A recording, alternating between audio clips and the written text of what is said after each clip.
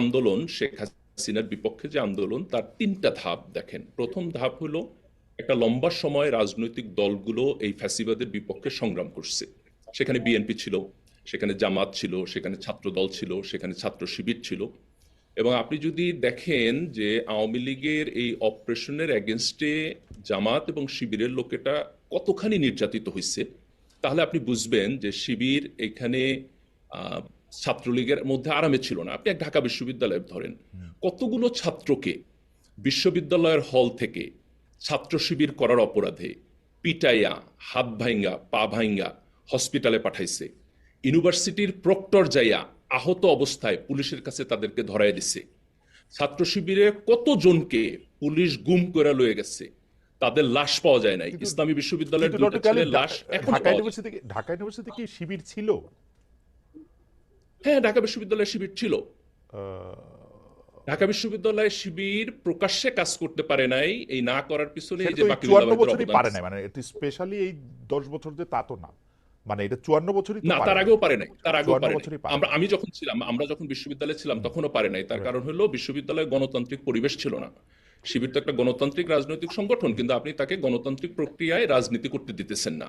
এই অপারেশনের মুখে শিবির আন্ডারগ্রাউন্ড রাজনীতি করছে ঢাকা বিশ্ববিদ্যালয়ে। কি করবে? আপনি যদি তাকে জায়গা না দেন, তাহলে সে করবেটা কি? এখন এই যে প্রেমিস যে শিবির হচ্ছে ছাত্রলীগের মধ্যে ছিল এবং শিবির নির্যাতনের শিকার হয় নাই, এই প্রেমিস কি কোনো সুস্থ সুস্থ মানুষ যদি ডাটার দিকে তাকায় যে ছাত্র শিবিরের কতগুলো ছেলে নির্যাতিত হয়েছে এক ঢাকা বিশ্ববিদ্যালয়ে, আপনি দেখেন আজকে এই ছেলেরা যায় মামলা করতেছে। এক একজনের পোস্ট যদি আপনি ফেসবুকে পড়েন, যে তারে বিশ্ববিদ্যালয়ের হল থেকে নিয়া পিটাইয়া আহত অবস্থায় বিশ্ববিদ্যালয়ের প্রক্টর যাইয়া না শাহবাগ থানার ওসির ডক্টর কাছে কালিম, দিতেছে। একটু কারেক্ট করেন, মানে ওরা শিবির আন্ডারগ্রাউন্ড করতো, কিন্তু তারপরে এটা জানাজানির পরে তাদেরকে প্রহার করা হইলো বা হাসপাতালে ভর্তি থাকা এক্স্যাক্টলি, অবস্থায় এটা জানাজানির পরে। এক্স্যাক্টলি। ওকে, মানে তো এই সংখ্যাটা তো একজন ব্যাপারটা দুজন না এমন ভাই। না তো যে ছাত্রদলের আহত লোকজনের বা বামদের আহত লোকজনের আপনারা শিবির বলে দাবি করতেছেন, ব্যাপারটা এরকম না তো। না, না, না, ছাত্র শিবিরের ছেলেরা ঢাকা বিশ্ববিদ্যালয়ে তো তার পরিচয় দিয়ে থাকতে পারে নাই ক্যাম্পাসে, তাই না? রাইট, তাহলে সেই যখন পরিচয়টা তো পরিচয় দিয়ে রিভিলও থাকতে পারে হওয়ার নাই কথা না। কোনো কারণে, ধরেন তার একটা ফেসবুকে স্ট্যাটাস, অথবা ওকে। তার একটা কথা, অথবা তার হচ্ছে রুমমেট কেউ সন্দেহ করলো, সে বলল, এবং যখন কেউ আইডেন্টিফাই করলো সে ছাত্র শিবির করে, তাকে ছাত্রলীগ নির্যাতন করে হল থেকে বের করে দিল। এবং সে বিশ্ববিদ্যালয়ের ছাত্র হওয়ার পর পুলিশ তাকে অ্যারেস্ট করে নিয়ে গেল। ভাই, আমি তো বিশ্ববিদ্যালয়ে পড়ছি, খালেদ ভাই আপনি তো বিশ্ববিদ্যালয়ে পড়ছেন, আপনি চিন্তা করতে পারেন এটা একটা মানুষের জীবনে কতখানি ট্রমা তৈরি করে। না এই ঘটনা তারপরে তো একটা না, একটা, দুইটা, তিনটা, 100-র উপরে এই ঘটনা হবে। ওকে। এরপরেও কেউ যদি বলে যে ছাত্র শিবির হচ্ছে নির্যাতিত হয় নাই, ভাই এটা তো মিথ্যা কথা। এটা তো হচ্ছে আপনি একটা দুইটা এক্সাম্পল নিয়ে এসে কোয়ালিটেটিভলি দেখে একটা ন্যারেটিভ তৈরি করতেছেন। মানুষের সেন্স থাকলে তো এই ন্যারেটিভ তৈরি করা উচিত না রে ভাই। ওকে, ঠিক আছে, আমি তাহলে এইবার একটু জনাব বাকিবিল্লা যেটা বললেন সেইটার প্রসঙ্গে একটু আসি।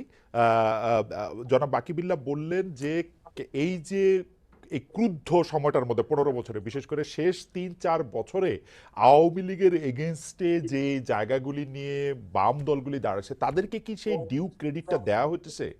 শিবির কি কোনো সময় এখানে দুইটা বা জিনিস। হ্যাঁ, জি জি বলেন। আমি খালেদ ভাই, জি, আমার সাউন্ড কি ক্লিয়ার শোনা এখন যাচ্ছে? পরিষ্কার পরিষ্কার পরিষ্কার পরিষ্কার। এখানে দুইটা জিনিস দেখেন। আওয়ামী লীগের যে ফ্যাসিবাদী শাসন 15 বছরের, বামদের একটা অংশ তো তাদের স্ট্র্যাটেজিক পার্টনার ছিল, 14 দলের মধ্যে ছিল।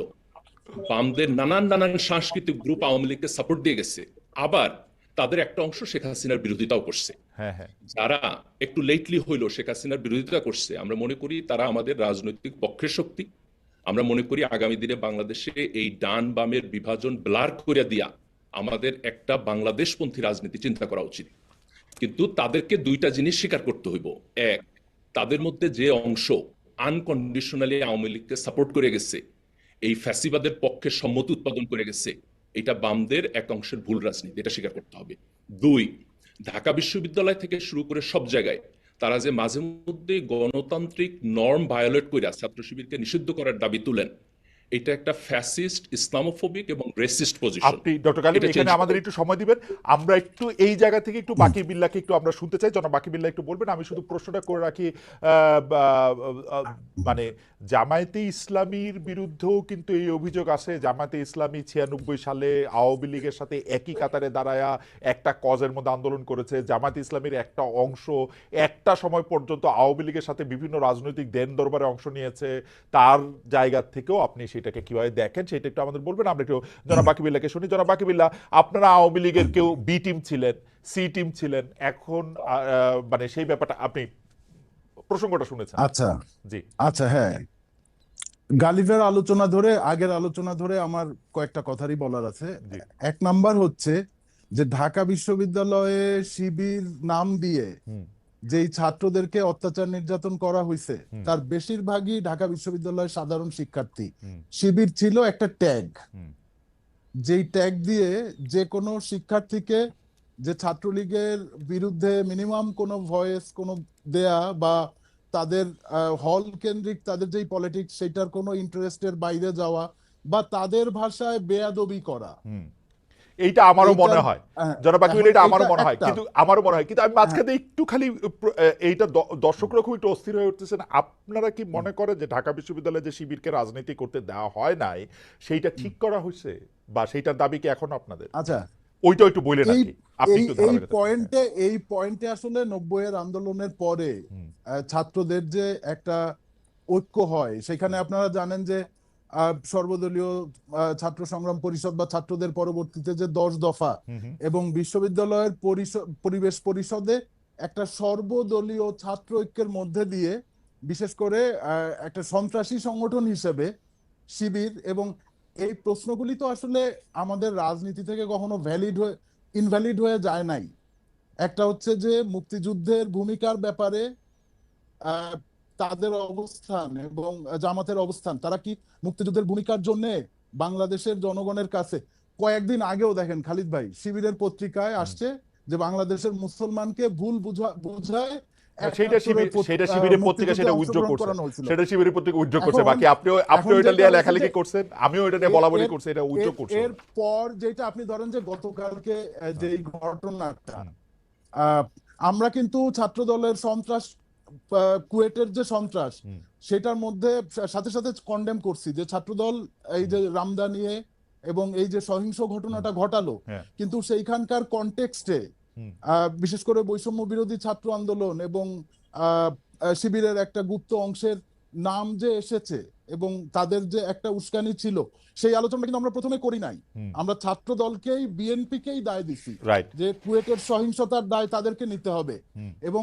এমসি কলেজে দেখেন যে একজন বিরোধী ছাত্র তার পায়ের রক কাটার চেষ্টা হয়েছে বলে অভিযোগ আসতেছে। হুম হুম এখন যেটা হয়েছে যে আমরা 5 আগস্টের পরে একটা নতুন কনটেক্সটে আছি। ছাত্র রাজনীতি প্রসঙ্গে আমরা শুরুতে যে আলাপ করতেছিলাম, গালিব যেটা বলতেছিল হুম যে এখন আসলে রাজনৈতিক দলগুলিরে যে বিশ্ববিদ্যালয় শিক্ষা প্রতিষ্ঠানে ওই ভায়োলেন্স ওই রাজনীতি চলবে না, এরকম একটা ঐক্যমত, এবং যেটা আসলে রাজনৈতিক সংস্কারের না, প্রশ্ন, কিন্তু কিন্তু এটা শুধু কিন্তু চিন্তা করলে কিন্তু হবে না। কিন্তু কিন্তু বাকি কিন্তু কিন্তু বাকি আমি এইটা আমি আমাকে একটু প্রশ্ন করার অনুমতি দেন। সেইটা হচ্ছে যে বলেন। আপনি এইটা স্পষ্ট বুঝতে পারছেন, এবং আমি কিছুটা একমত হইলাম যে সাধারণ শিক্ষার্থীদেরও অনেককে আসলে এই অত্যাচারের শিকার হতে হয়েছে আওয়ামী লীগ ফ্যাসিস্ট আওয়ামী লীগের আমলে, এবং তারা কেউ হয়তো সাধারণ শিক্ষার্থী ছিল, কেউ হয়তো জাস্ট আওয়ামী লীগের রাজনীতির বিরোধিতা করেছে, তাদেরকে শিবিরের ট্যাগ দেওয়া হয়েছে, তাদেরকে এটা করা হয়েছে, এটা আমি মনে করি। কিন্তু এখন মানে শেষমেশে যে ফেসবুকে এমসি কলেজের শিক্ষার্থীকে পেটালো ছাত্র শিবির কোট আনকোট করে পত্রপত্রিকা যে নিউজ করা হচ্ছে, আপনি কিভাবে এতটা শিওর হইলেন যে এটা আসলে শিবিরকে ট্যাগ করা হচ্ছে না?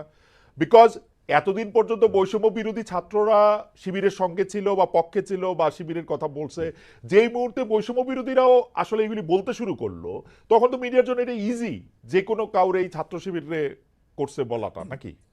শোনেন, হয় কি যে রাজনীতির প্রথমেই আমার রাজনীতির যে জায়গা, যেমন কুয়েটের ঘটনা, আমি কি নিশ্চিত হইছি যে ওই লোকটা যে যুব দলের ছিল তার ছবি তো পত্রিকায় পরে আসছে, সোশ্যাল মিডিয়াতে পরে আসছে, কিন্তু আমরা তো ঘটনা এবং লোকাল ইনফরমেশনের সূত্র দিয়ে শুরুতেই আমরা বুঝে ফেলছি যে এটা ছাত্রদল এবং বিএনপি যুব দল মিলে রামদানি এই অ্যাটাকটা করছে। এবং এমসি কলেজের ঘটনায়ও পরিষ্কার, যাদের যাদের নাম আসছে তারা ছাত্র শিবির সংশ্লিষ্ট, এইটা মোটামুটি পরিষ্কার। আচ্ছা, এই জায়গায় আমি একটু মির্জা গালিবের কাছে যাই আপনার অনুমতি দিয়া। আর ডক্টর গালিব, আমি একটু রেসপন্স করি। আচ্ছা, হ্যাঁ, ডক্টর গালিব আপনি রেসপন্স রেসপন্স করেন। আমি শুধু এইটা একটু বলি, ছাত্রলীগের রাজনীতি অনুসরণ করলে, আমরা দর্শকদের উদ্দেশ্যে এটা বলছিলাম, পরিণতি তাদের মতোই হবে। ছাত্রলীগের রাজনীতি অনুসরণ করলে পরিণতি তাদের মতোই হবে। ছাত্রদলের প্রতি সমন্বয়ক হাসনাত আব্দুল্লাহর এই হুঁশিয়ারি যৌক্তিক বলে মনে করেন কিনা দর্শকদের কাছে আমরা এই প্রশ্ন করেছিলাম। শতকরা ৭৮% দর্শক মনে করছেন